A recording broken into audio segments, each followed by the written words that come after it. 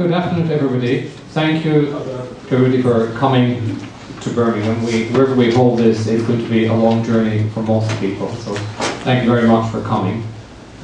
We'd love feedback how we make this a more effective meeting, how we get people attracted to come, and what the best place is to have it. But in the short term, thank you very much for coming. We're going to go through the agenda, obviously. Before we go through the agenda, Chris will actually go through the agenda and say what it's going to be. Thanks. Welcome everyone. My name is Chris James, Chief Executive of the Haemophilia Society. Just very quickly to give you a rundown on the agenda before we start going through it. Firstly, we'll start with apologies for absence. We'll then announce those people who've been elected as trustees following the election we've just held. We'll receive the minutes of the AGM held on Saturday, 5th of November 2011. We will then have a report from Tim Metzkin, our Honorary Treasurer, on the annual report and accounts, and you should all have a copy of that in front of you, or on your chair. You may be sitting on it if you haven't got it in front of you.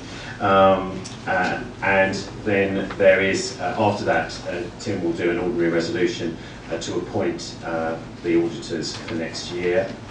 And then to round off on the agenda, myself and Bernard will do a review of 2011-12 and a look forward to the next year. And then of course there's an opportunity for any other business. And just to say, in terms of the programme, after we've finished with the AGM, we'll then have a discussion. We've got various things we'd like to talk to you about before we break for coffee. So that's the agenda. Good afternoon again. I'm Bernard Manson. I'm the Chair of the Society, and I'd like to kick off the 62nd AGM.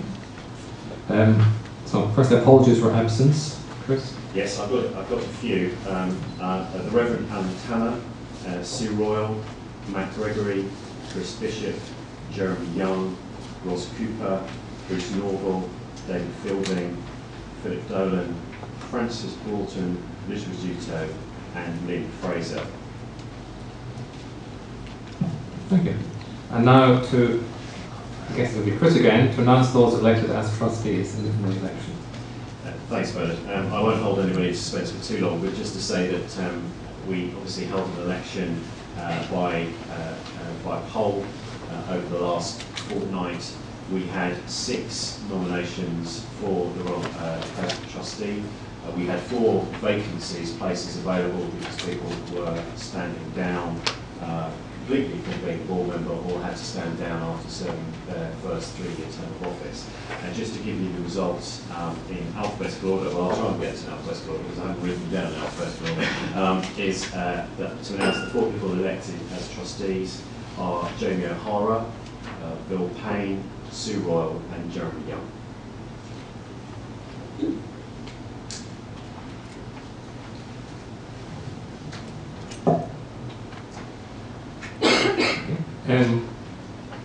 Item 3, which is to receive the minutes of the AGM held last year, Saturday, 5th of November 2011. People should have a copy of that on their... Yeah, it should be on your chairs. Again, you want to be sitting on them if you haven't got them in front of you. I'm sure. Has everybody got one?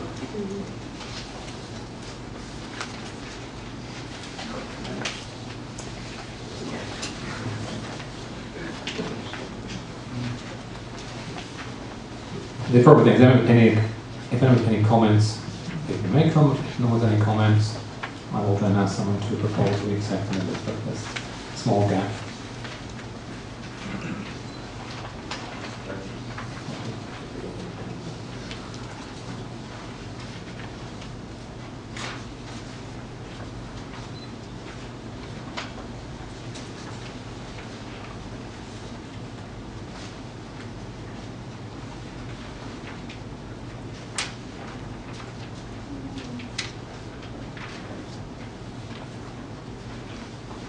If there's no questions, would someone like to propose we accept these?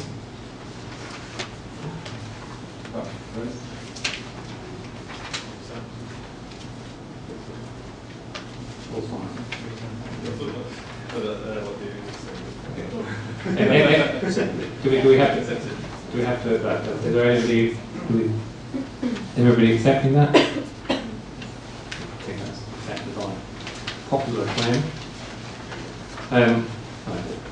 A slightly greater lens, then I'll ask Tim Metson, our Treasurer, to speak on the annual report and accounts from last year.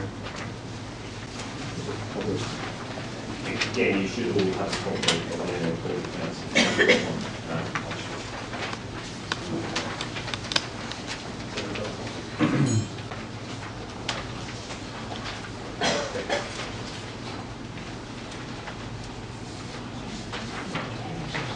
So, good afternoon everyone, and welcome to Birmingham, to the AGM.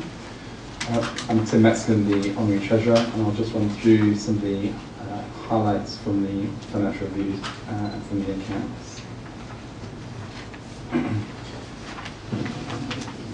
Just sort of stepping back to the last AGM a year ago, I think some of the key things that we really highlighted then was around the continued focus on how we're going to replace the government grant. Just to recap for people, we had been getting an annual grant from government. They turned around and said that was going to be wound down.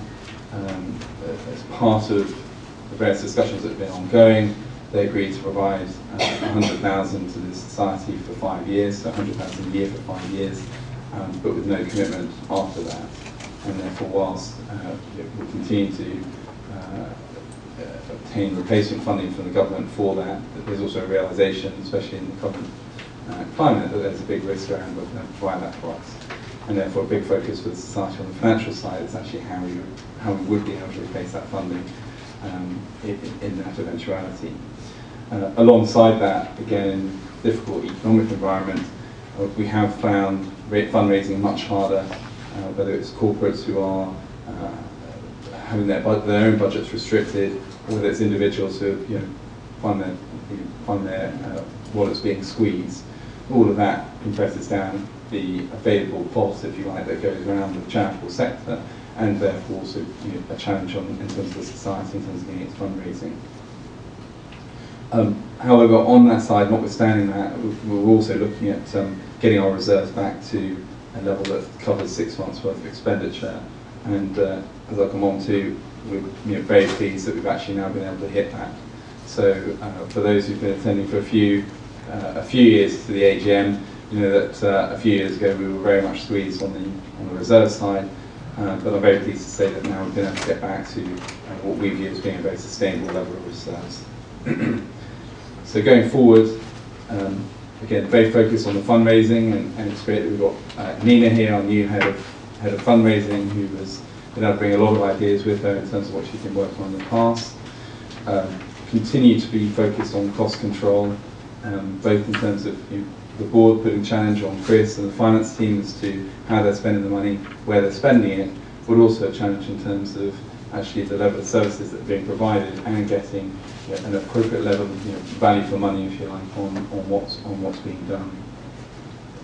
And also continued recognition of the key risks that society faces, and making sure that we are addressing those early and head on. And in particular, the two things that I'll continue to highlight is around the government funding and be able to find replacement funding for that. And the second thing is around an office move. The lease on the property that we have in London is coming up, and therefore we will be looking to move offices and want to make sure that we have a base in the UK that is accessible for our membership, it is accessible for the staff that we have, and is accessible for the stakeholders in the society, and that's the wider stakeholders, so not just our members, but clearly the drug companies, the government, the medical side as well. So a number of things, and as a society we're reviewing that at the moment. For those who've been to the AGM before, you'll be familiar with some of my graphs here, so I'll quickly run through that to give you a bit of history to the financials, but also give the update in terms of the current year. This first graph really is around the expenditure mix.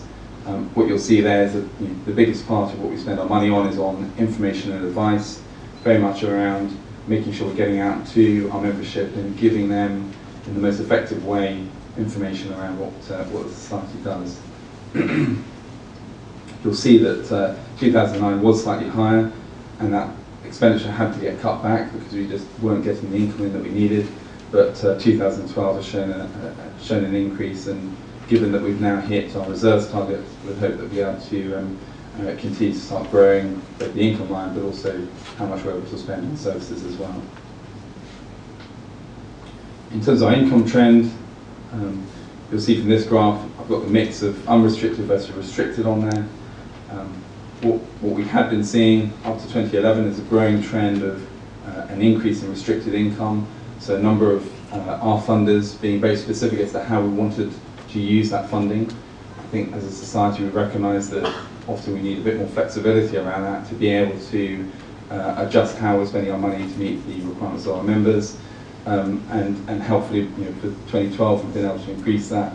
And also importantly, in terms of getting the balance back on our reserves, we can really only do that from our unrestricted income rather than unrestricted income.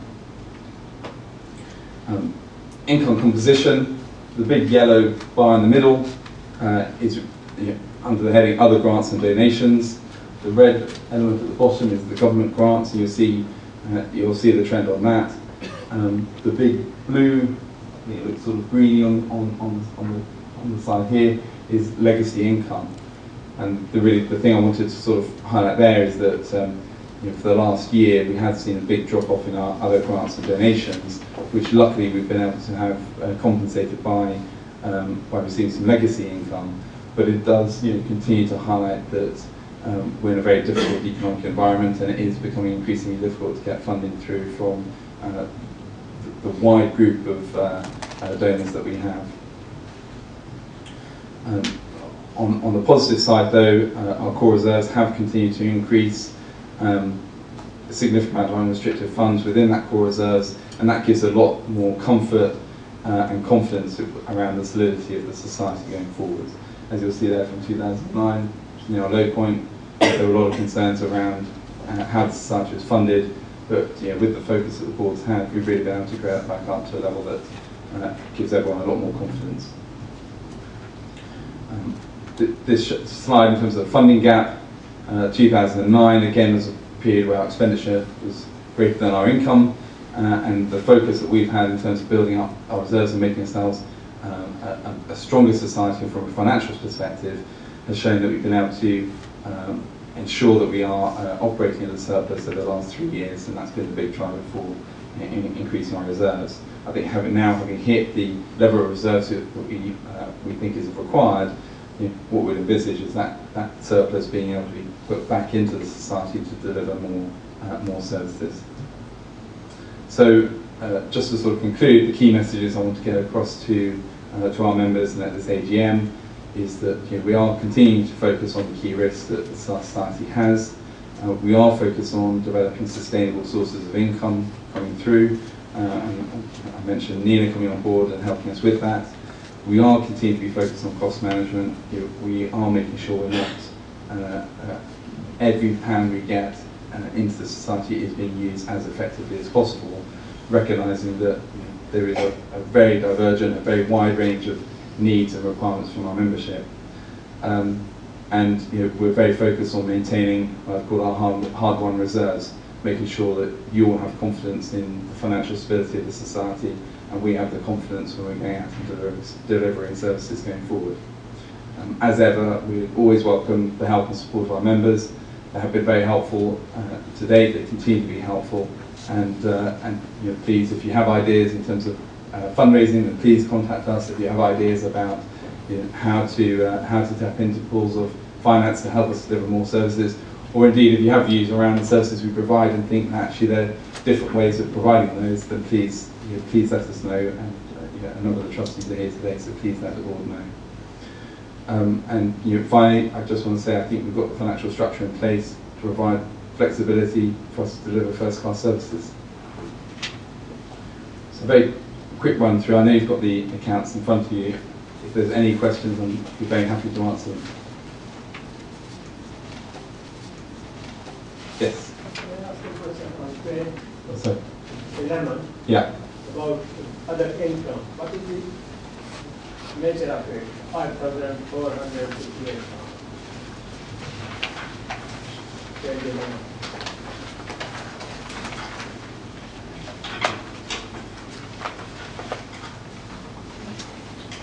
I believe this comes through from some of our investments. We get the investment income coming through on that. So we put that under other income. So that's interest on the deposit account. So basically, with the reserves that we have, we invest those in what we view as very safe investments. The income that we get off that comes through, and that will come through on the other income. Thank you. Yes. You've got all your reserves, 300,000, with one financial entity. Yep. Is that really a good idea? Well, the funding's through COIF, which is the co-op. It's an investment fund, so it's an actual investment in a set of assets underneath that. So whilst the co-op is the sort of the headline funder, they're investing that in a number of different assets. In terms of how the society funds itself, our big focus is making sure that we're using a reputable financial institution to do that, but also using an investment source that's both ethical and also carries an appropriate level of risk. So it is something that we continue to review, continue to get challenged around as a board, and we'll continue to do that. But the view from the board is that it continues to be a sensible place to invest our funds.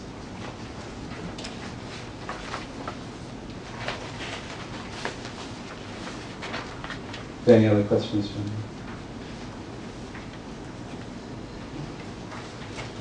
So I think the key thing is resolution. We anticipate appointing Mrs. Knox-Cropper as the auditors of the company. We have discussed as a board reviewing the auditors just as part of good practice.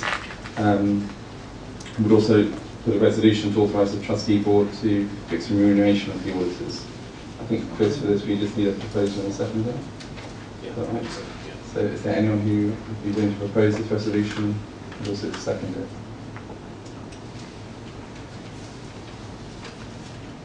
Yeah. Thank you.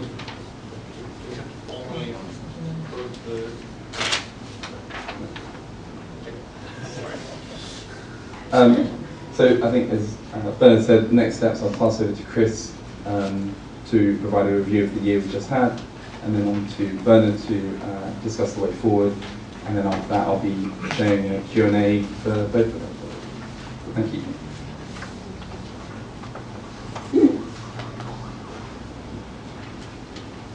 Thank you very much, Tim. Again, good afternoon, everyone. Thank you very much for coming to this AGM. As Bernard said, it's always a challenge to try and arrange not only an AGM but a conference as well that people will want to come to. There's nothing like the three letters AGM to strike fear into people, and we hope that actually you will find this afternoon generally an interesting event, and that again, as Bernard said, you give us feedback on what we might think about doing next year for our AGM and conference. As Tim said, it's my role this afternoon to give you an overview of the Society's work over the past year, and Bernard will be looking forward in his presentation straight after mine. In terms of the Society's strategy, you can probably break down the Society's work into 5 different categories, and there are different ways of putting things in the mix, but essentially I would say these are the 5 categories that we divide our work into. The first one is that we give direct social, psychological and practical support that complements the acute and comprehensive medical care provided by the NHS. And I think it's a very important message, and people who've seen me speak before will know that I do go on about this a bit, but we are not there to replace the service that patients and people with bleeding disorders receive through the NHS. Our role as a society, one of our roles, is to complement that service and work together with the NHS to provide a very comprehensive service for people. Secondly, we lobby to ensure that current levels of NHS services are maintained and improved, and that very importantly includes ensuring that patient involvement is there in decision making about their own care, and that has been the Society's philosophy for many years now, that it is patients should be involved in making decisions about their own care. We obviously say that in some ways for very historical reasons, but also we do feel it's very important as we move forward in terms of treatment care that people are involved in decision making. Thirdly, that we protect against future threats in care. Both Bernard and I in our presentations will refer to NHS reforms, and we are very fortunate in the UK that generally services are generally of a high standard, but they are always under challenge, and we have to be vigilant to make sure that those services are maintained and that they are improved. Fourthly, support for those affected by the contaminated blood scandal, and of course we're not alone in this. There are a number of other organisations and groups that are involved in the campaign, but we certainly try and work together with those groups to ensure that the society gives the right support for those affected by the contaminated blood scandal. And finally, as Tim's really referred to, and I won't really be talking about, is funding it all. We have a very limited resource, and you've seen we're in a good financial position at the moment, but we are limited in our resource, and we have to make sure that we spend our resources wisely, and we have to fund the things that we want to do.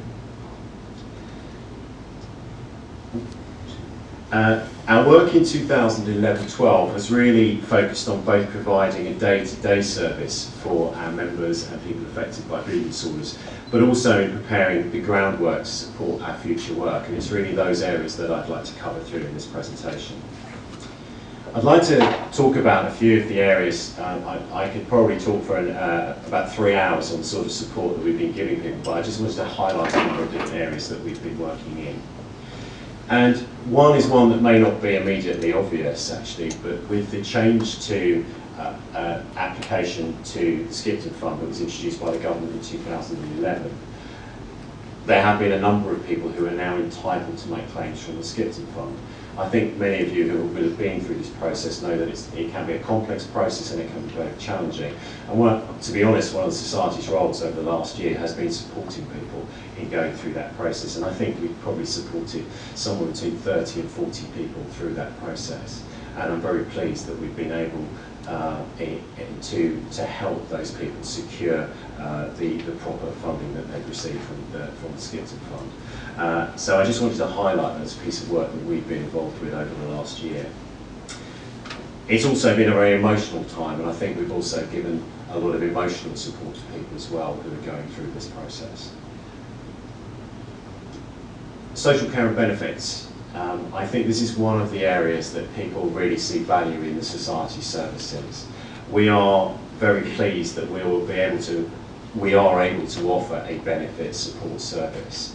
I think it's very important that we continue to do that. I talked earlier about complementing the services from the NHS, and it's very difficult to access that sort of support from the NHS.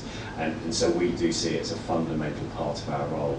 Nigel, our benefits information officer, has worked very closely with between 50 and 60 people in the past year, helping them and supporting them through a process of benefits. And of course, as you know, things are changing, and therefore we're supporting people through that change from disability living allowance to the personal independent payments, and also as we move forward, helping people to support the shift into the work capability assessment. So that is all work that we're doing and providing that resource for people to use our services. And also Nigel, as our benefits officer, interestingly, has been working more with von Willebrand's patients over the last year as well. So it's sort of moved beyond haemophilia into different areas and the rarer bleeding disorders and von Willebrand's. I'm very pleased to say we've brought together young people and children in a number of activity events this year.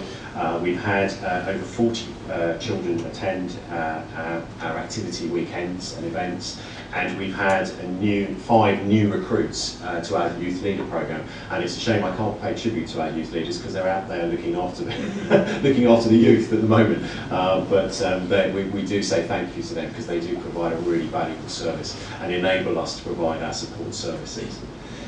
And just I would mention one thing new we're looking for 2013 is to provide a family weekend for new families. So a chance for the whole family to come together on the weekend and get that sort of very valuable peer support. We're very fortunate that Kate from Great Ormond Street is on our board, and we've been working very closely with Kate on a new programme which is called the 6-5 Initiative. We think this is very exciting because one of the great challenges for us and any organisation like us is what do you do with the teenagers and how do you continue to provide them with support. And I think 6-5 is a really good way to do this. I said to Kate before I gave the presentation, I said, how would you describe 6-5? And I'm going to describe it how Kate describes it, which is that it's an online educational forum and network for children and young people with bleeding disorders. So we're using the new technology and trying to draw people together and give as much support as we can. It already has 96 members, and we're looking at how we can work together in promoting it. And you would have seen from our website, we've had a couple of the videos from 6-5 on our website, which I think have been a really valuable addition. And we're looking, there's a new one, which is hot off the press, which I'm hoping to get on the website next week. I wanted to mention the inhibitor group because I always like to emphasise that the Society recognises that people with inhibitors or living with inhibitors do face specific challenges and have very specific needs. And we've continued to work on providing targeted support and information for that group. Very successful residential weekend last year, and if I'm allowed to mention this year, which is not strictly within the guidance of the financial report, we actually managed to take an inhibitor group to the World Federation of Haemophilia Congress in Paris, which I think people found really valuable, and it was nice to have a group of people with inhibitors there at the meeting as well, so that was very successful. Last year we also launched our Buddy Awards, which some of you will be aware of. This was a new initiative really to focus on two things. One was to really emphasise the support that someone living with a bleeding disorder gets from their family, from their nurses, from their medical team, from their teachers, to really raise that awareness. But also, as you can see here, we launched it at the House of Commons, Houses of Parliament, and really the other goal was to actually raise awareness of bleeding disorders with decision makers as well. And at the launch event we had 45 families, but we had a lot of MPs and peers drifting in and out of the meeting, as they tend to do. But they were there, and I think they were pinned to the wall by a few of the families that were there and told about what it was like to live with a bleeding disorder. And so that really did achieve its goal. And in early part of this year, we held an awards event at London Zoo where we gave 34 awards out to different buddies that had been appointed. And families really did engage with it and actually came from far and wide. And I have to say there was one family that came all the way from Orkney, and it took them 3 days to get to London. Just fantastic to have that sort of level of commitment. I failed to find out how long it took them to get back actually from London, but it took them 3 days to get there. But we really had everyone, people there from the whole of the UK, and it's been a really successful event, and we hope to continue with it as we move forward. I wanted to mention just specifically also direct support for older people. I heard it described really as the final frontier, and if I'm allowed to carry on that theme, we're sort of going boldly where no one has gone before, because actually we're in that position now where we have an ageing population with bleeding disorders. Well, we've not been in that position before, and we as a society are going to have to try and meet that need. I think we like to think we're slightly ahead of the game. We have had a lifestyle DVD which we produced over 2 years ago for older people, and also we've done work through our Activate project as well, which has been very successful. In addition to that, last year we've extended this work by running day meetings for older people, and these have been attended by over 40 people and have been very successful. We saw them as pilots because it's something we want to move forward to and make sure we're running the right sorts of information and educational event for people. And really they've been looking at such areas as pain management, preventative medicine and attitudes to activity. So those are the sorts of things that we've been covering.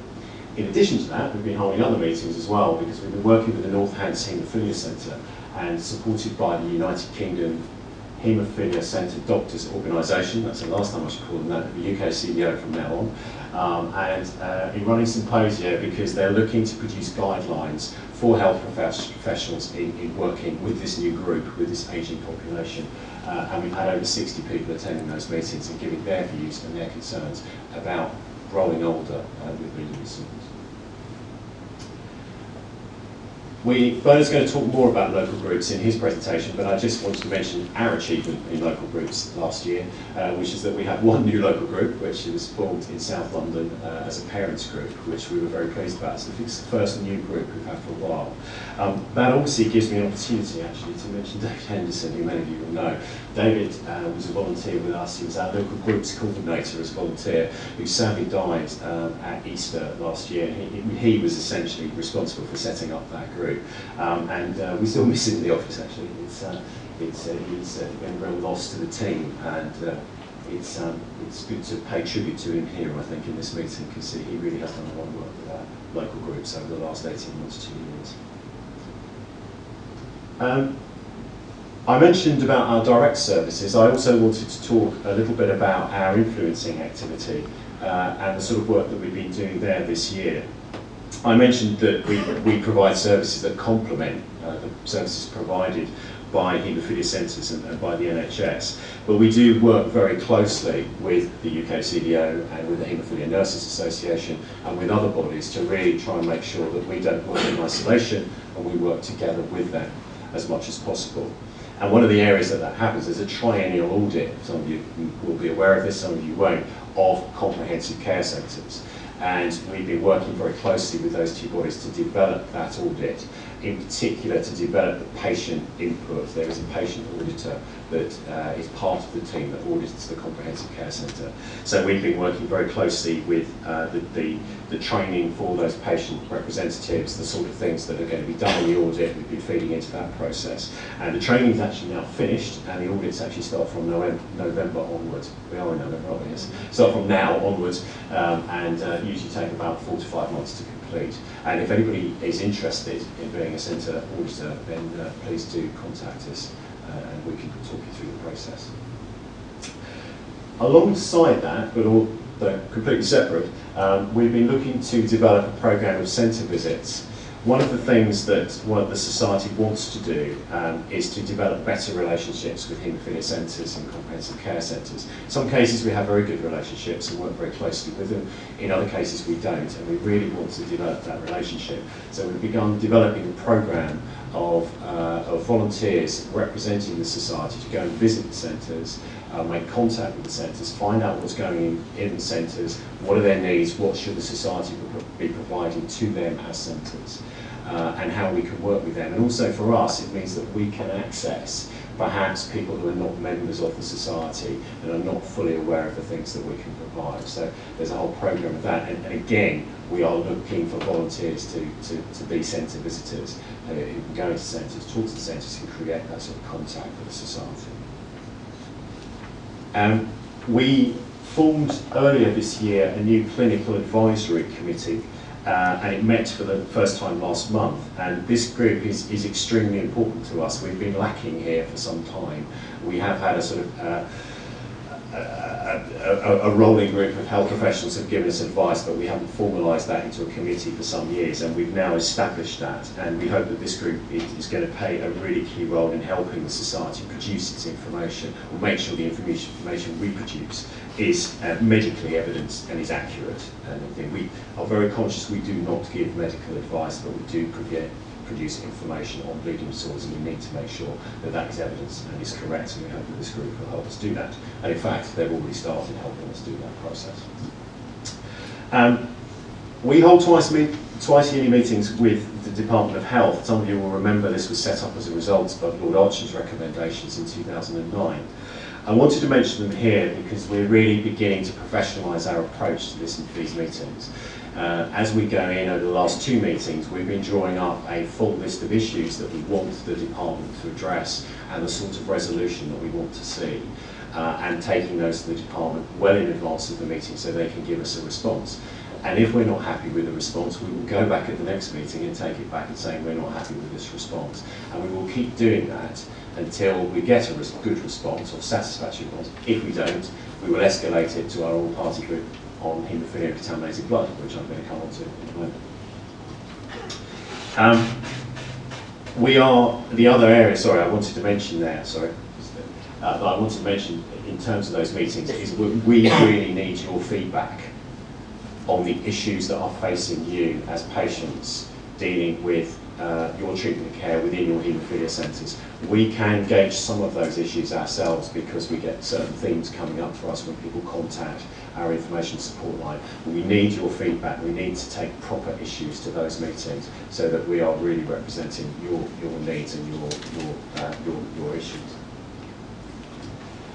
We've spent quite some time over the last 12 months developing a new policy on contaminated blood. And that was launched at the inaugural meeting of our all-party group in October. This is an extremely important document for us because it sets out what we want to see from government in response to the contaminated blood disaster. So it's a very important document for us to promote and have support on.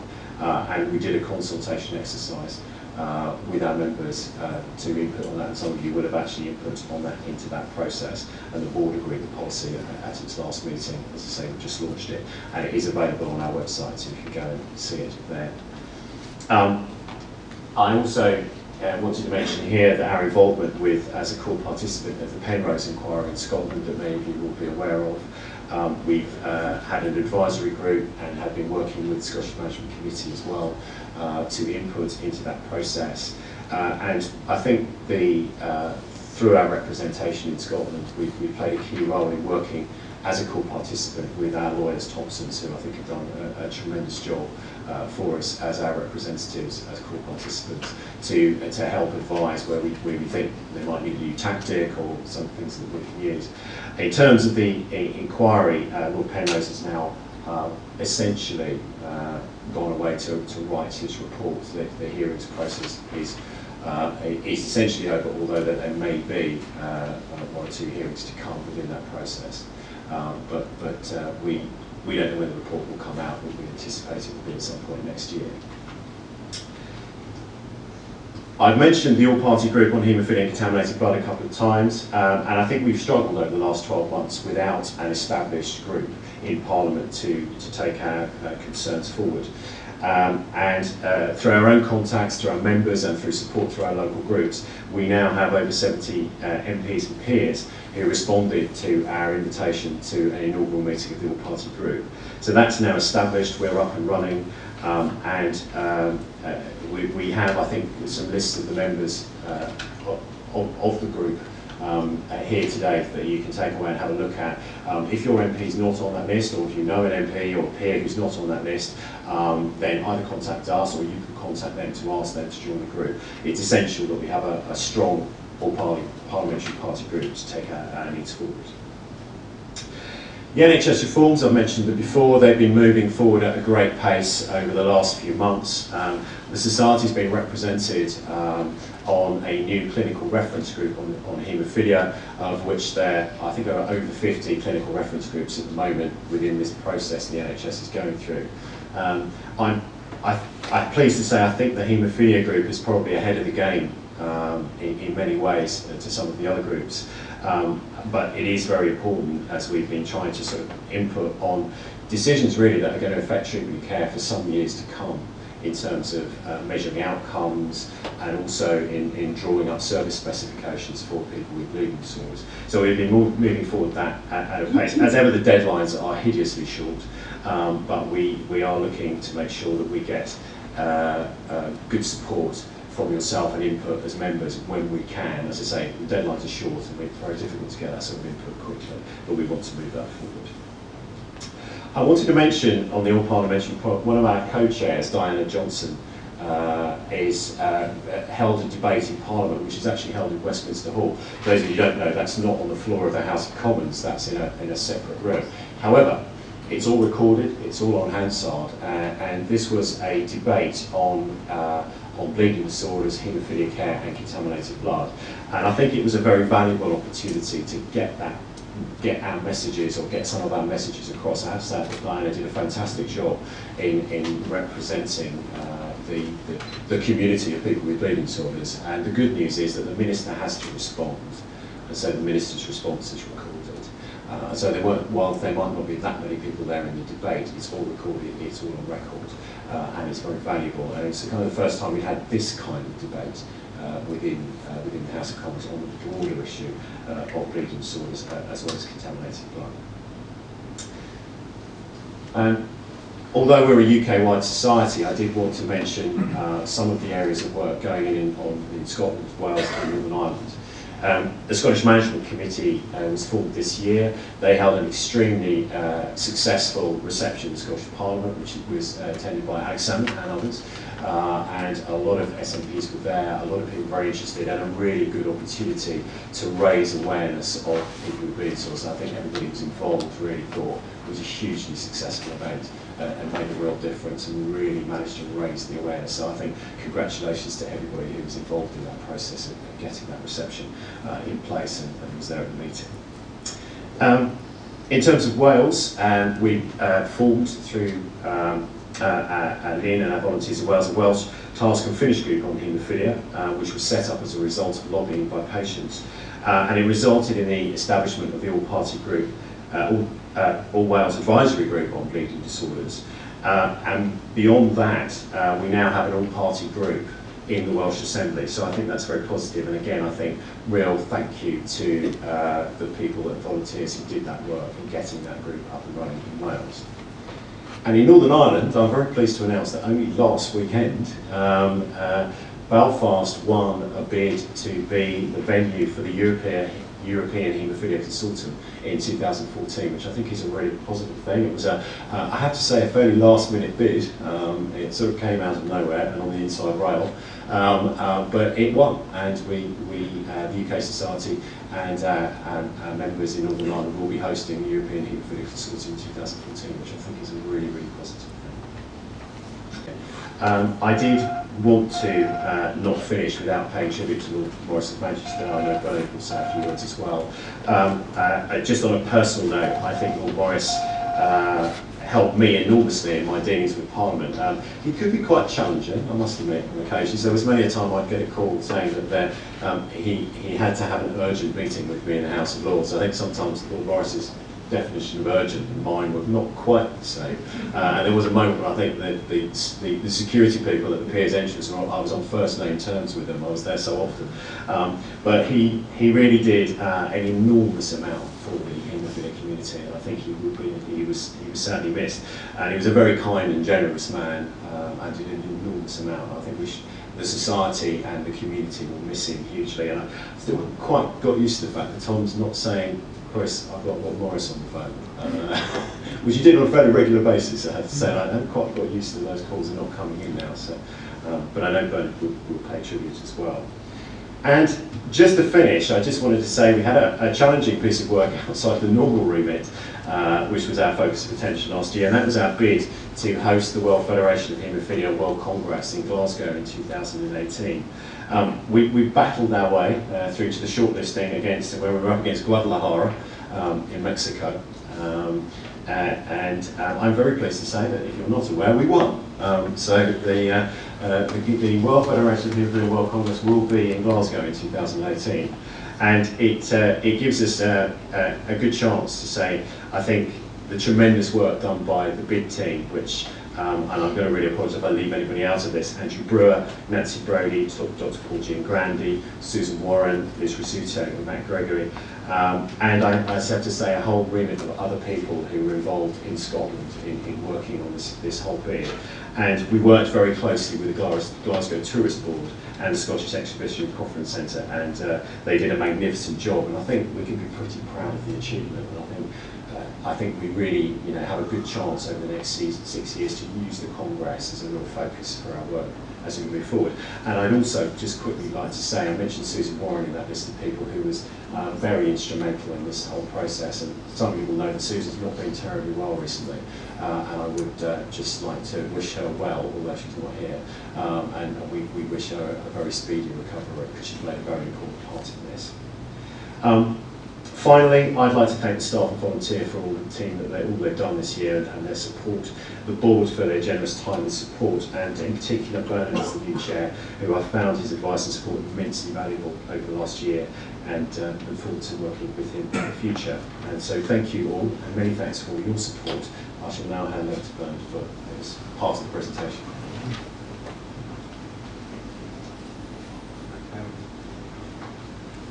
I hit this.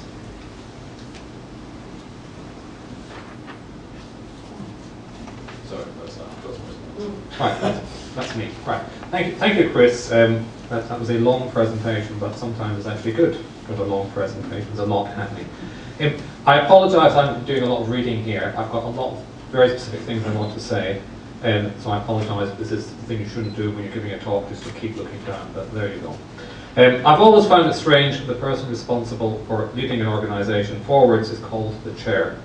I've now been chair for a year. I have not been sitting still.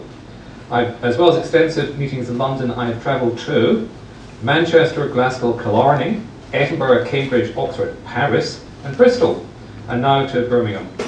I've met lots of people, I've listened a lot, I hope, and I've reflected a lot. And following on from Chris's look back over the past year, I now feel ready to look forward to the years to come. However, before I start speaking about the future, I'm going to exercise one of the things you can do when you are the chair, and I'm going to say a few thank yous to quite a lot of people. Top of the list, I'd like to thank all of the trustees who have served during the year. They're all volunteers. They've shown huge commitment, working at and around board meetings to set strategy and direction for the society. They hold collective responsibility and often have to take very difficult decisions. In many cases, such as our Treasurer Tim, they carry major responsibilities between board meetings. Many of the trustees have been speaking today or will be speaking later. Please ask them questions or take them out during the tea break and make your views known to them, or just introduce yourself.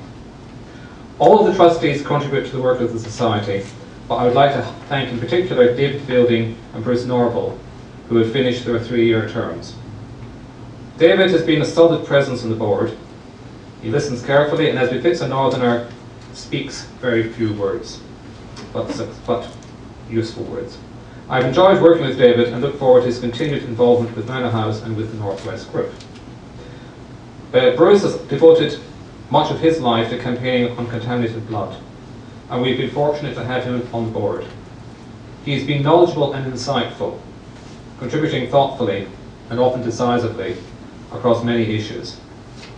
I would particularly like to thank him for the gracious way in which he participated in discussions and accepted collective responsibility for decisions when he was in a principled minority. I would also like to welcome the trustees who are new since the last AGM. That's Barbara Scott, Adam Fleming, actually could stand up, that would be good. Barbara Scott, Adam Fleming, and Lynn Fraser, who is not here today. They were co-opted during the year and have been contributing as trustees for some months. As announced, we have 2 new trustees, Jamie O'Hara and Bill Payne. Just stand up. I look forward to working with you. I look forward to introducing myself too. In particular afterwards. I'd also like to thank all the unsuccessful candidates for the trustee roles, and I hope they will find another opportunity to become involved with the work of the society. I'd also like to thank everybody else who has acted as a volunteer of the society, whether at the head office, in local groups, in the Scottish Management Committee, or indeed among our other supporters, such as our new Clinical Advisory Committee and the big team who won the WFH Congress for Glasgow. To show the breadth of our activities, if you haven't already guessed from what Chris has been saying, I'd just like to highlight 4 particular groups of volunteers.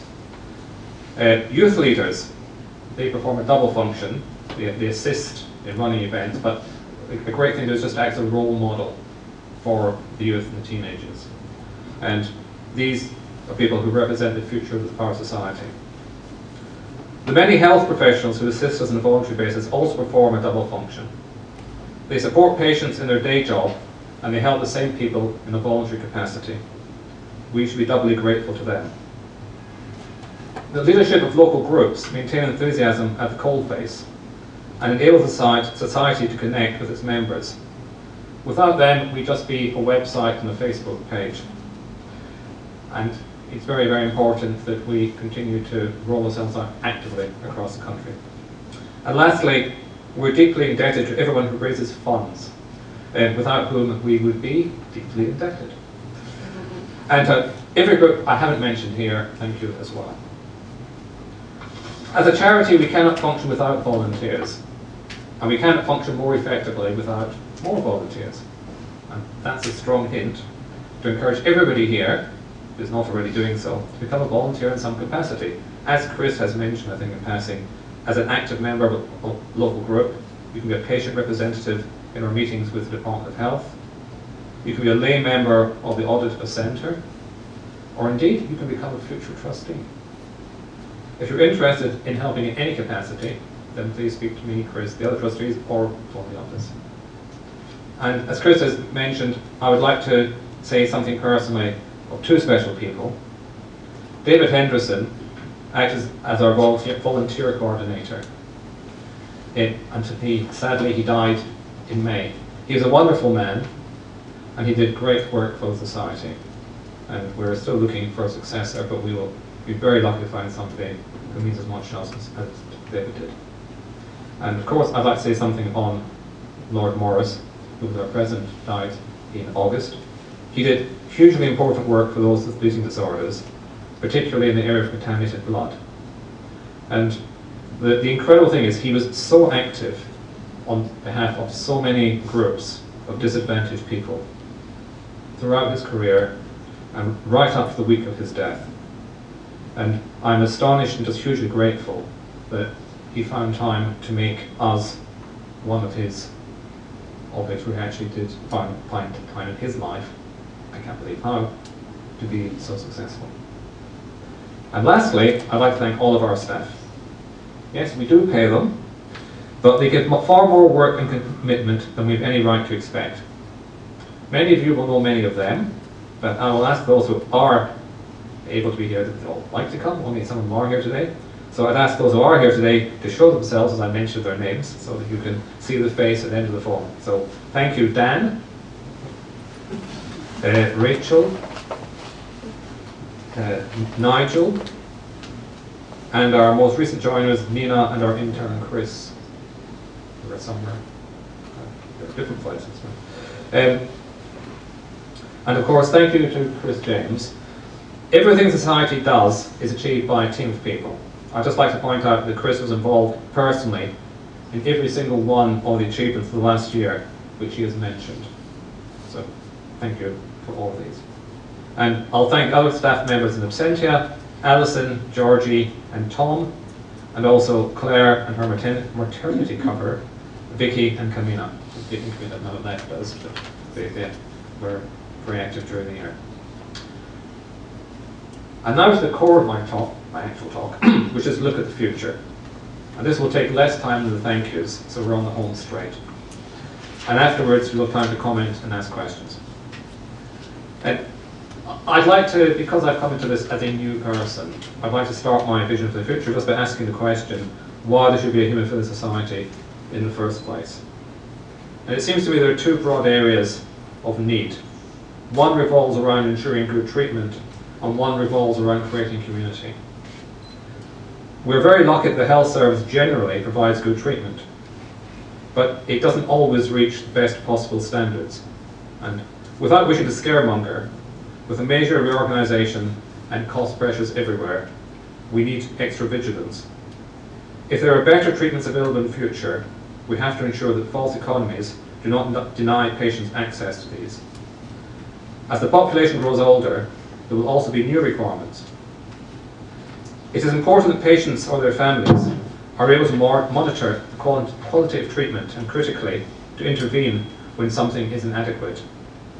All of this requires information and organisation. It is also important that people with bleeding disorders, particularly new families, can access support from others who have gone through the same experiences.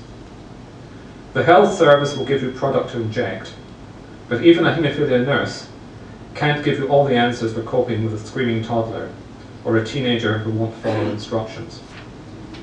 There are plenty of practical issues about travel and school and work, where a conversation with other people in the same position is the best way forward.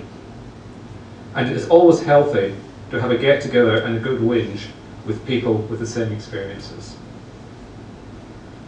I mentioned that I have done a lot of listening. A common observation is that 20 years ago, people with bleeding disorders built their lives about their treatment regime and had a natural community of other patients from their centre. Now, while treatment remains vital, there is little contact with the other patients. People with bleeding disorders no longer form a natural community, and we need to do something active to encourage them to seek others for support and to make themselves available to support others. We're not going to change this reality, and indeed we should welcome the improvement in treatment it reflects. However, it means that to create a flourishing society which supports the real needs of those with bleeding disorders, we all have to try harder, and I have to try and get to my slide. We need to create a virtuous circle. I missed the slide that said thank you, so thank you again. The future, and a virtuous circle. It's a circle, folks. What this is trying to say is that we need to build self-reinforcing structure. The society needs to provide things people actually want. We need to tell people what we're doing and why we're doing it, and get the feedback so we do it right. And if we do that, people will get involved. They'll give us real feedback, and we should improve. And that looks right at the top. We do things better. And I'm not pretending we're there today. That's why this talk is called The Future. How do we deliver such a virtuous circle? We have to start from where we are and improve one thing at a time. We do some things well, and some things not so well. One thing we do reasonably well is what I call central services. That is, activities delivered largely through our head office functions. All of the achievements, most of the achievements during the year which Chris has reported are in this area. Typically, these are highly important for the framework of treatment for support, but they're not always going to produce an emotional resonance with the average member. So let's do an experiment. Who's excited, really excited, that we are an active member of the Specialised Healthcare Alliance? That'd be me then. Nor am I. But in fact, this is a very important organisation. It lobbies government of issues we share with other rare conditions, for example, on the Health Service Organisation and medical assessments for benefits. And it's really important that we really engage with this organisation, with what it does. This takes up resources. So going forward, these central activities will remain a high priority, but they'll take up much of the resources of our head office team. In contrast to central services, member services are services directly visible to members. We do some of these well, particularly the provision of information through different channels, the various helplines Chris has talked about, for example. But we're not good enough at listening to what members want and providing services which are delivered locally across the country. So this is the prime area where we have to do better with limited central resources. So here's my vision for the future. Firstly, we should have active local groups covering the whole country. Every new family will have an instant support network locally. So the society will listen to the local groups, provide the services and supports they require. Local groups will encourage people with bleeding disorders to join them by providing services that people need and want, and a great social experience. We will get into the virtuous circle which I mentioned before, and since it's up there, I won't say it again. We should still be doing all the central activities we do today, but we will communicate better and listen more to members' requirements for these as well. I hope to get some feedback from you after this, but first let me say I'm greatly heartened by the session this morning with the local groups. This was the first formal meeting with local groups since I joined, and it's been a great opportunity to start a dialogue, very much to start a dialogue. We now have some priorities to work on. For example, giving each local group its own active page on our website, setting up a Facebook site dedicated to the management of local groups so they can speak to each other, and holding a local groups meeting probably in May next year. I hope this will be the first step of a virtuous cycle, and over time we can work together towards the vision I have described. I look forward to the society alongside local groups, delivering services people need and want, and attracting active members across the country.